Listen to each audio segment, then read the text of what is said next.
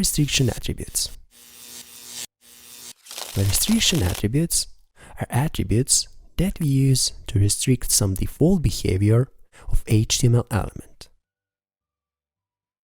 For example, if we want to require from our website users to enter some value in some input field, we can use required restriction attribute.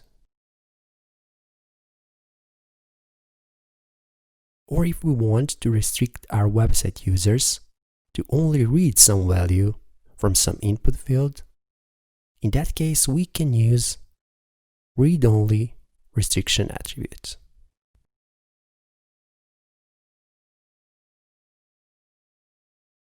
Thanks for watching this tutorial, and I hope this was helpful to you. If you like our work, please become our Patreon or simply donate or PayPal. Please remember, even little from you means a lot for us. You can follow us on our Twitter and Instagram profiles, and please don't forget to subscribe on our YouTube channel, because on our YouTube channel, knowledge is waiting for you.